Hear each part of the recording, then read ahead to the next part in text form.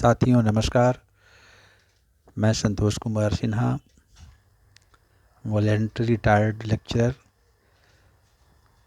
History. आज मैं Xi Jinping और चाइना में हुए हाल के डेवलपमेंट्स पर अपना विचार रखना चाहता हूँ। शी जिनपिंग तीसरी बार राष्ट्रपति बनाए गए हैं। अभी हाल ही में बीजिंग में संपन्न हुए समारोह में संविधान में संशोधन करके ये घोषणा की गई है। ग्रेट हॉल में शी जिनपिंग की ताजपोशी हुई। इस समारोह में एक्स प्रेसिडेंट हू जिनताओ भी बैठे थे, लेकिन हू जिनताओ को कांग्रेस से ज़बरदस्ती बाहर निकाल दिया गया। हू जिनताओ चाइना के आर्थिक विकास में महत्वपूर्ण योगदान दे चुके थे, फिर भी उनकी उपेक्षा की गई। एक्स राष्ट्रपति के रूप में चाइना में हू जिनताओ का बड़ा आदर था, लेकिन उनको पार्टी कांग्रेस से बाहर निकाला जाना एक बड़ी महत्वपूर्ण घटना है। जो इस घटना को लाइव टेलीकास्ट कर रहे थे कुछ देसी विदेशी चैनल्स और इसको बार बार दिखा रहे थे, उसे चीन में उस दिन ब्लॉक कर दिया गया, खासकर CNN को। इस कांग्रेस में शी जिनपिंग ने गलवान वैली में घटित घटनाओं के चाइनीज कमांडर को सम्मानित करने के लिए बुलाया। ये घटना भी एक खास एक विशेष और एक खास तरह का इशारा करता है, खास करके इंडिया के लिए। चाइना ताइवान को अपना बताता है एवं आर्मी के बल पर एनेक्स करना चाहता है, लेकिन USA की वजह से ताइवान पर अटैक करने से बचता रहा है।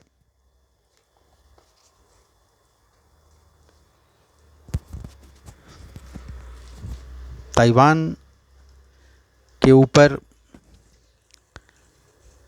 चाइना की बार बार की धमकी और हस्तक्षेप से पूरी दुनिया आहत है। लोग इसे अनडेमोक्रेटिक घटना कहते हैं। हांगकांग के बाप्टिस्ट यूनिवर्सिटी में पॉलिटिकल साइंस के प्रोफेसर जीन पियरे कैबेस्टन कहते हैं कि शी के विचार प्राथमिक रूप से उनकी अपनी स्थिति मजबूत करने के लक्ष्य से रखे गए हैं। साथ ही CCP और देश में किसी और से अधिक ताकत अपने पास रखने के लिए भी वो कोशिश में लगे हुए हैं। यह कदम न सिर्फ उन्हें चेयरमैन माओ के समक्ष लाकर खड़ा करता है, बल्कि चीन कई सफल शासकों के बराबर भी उन्हें लाके खड़ा करता है। कोलंबिया यूनिवर्सिटी के professor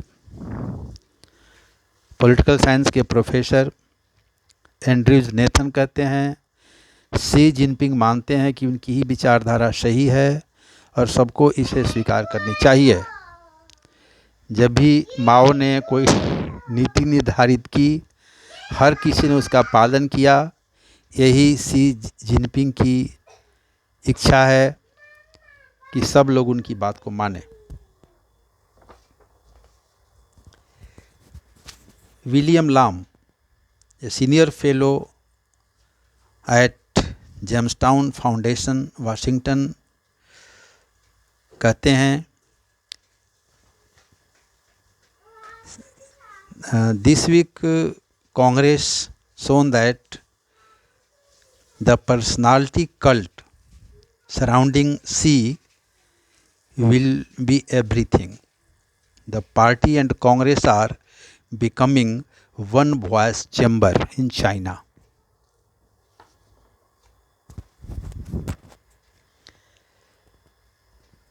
Communist Party of China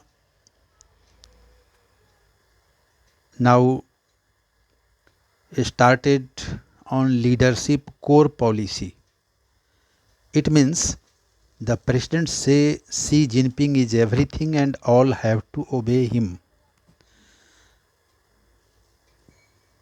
Second changes brought in China was the China will pay attention over fighting ability and assertive diplomacy in the world. इन सब बातों से यही पता चलता है कि चीन की कम्युनिस्ट पार्टी की सरकार धीरे धीरे नॉर्थ कोरिया के रास्ते पर चल पड़ी है और ये भी लगता है कि कहीं चीन में तानाशाही अस्थायी रूप से जड़ न जमा ले।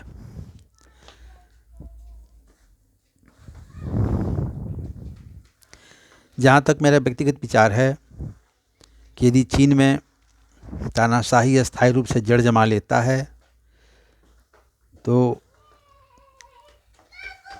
Dictatorship can not go for ever. It will be over after a certain period of time. Only democracy can be permanent because changes are adjusted within the democracy. इन्हीं विचारों के साथ धन्यवाद. Thank you.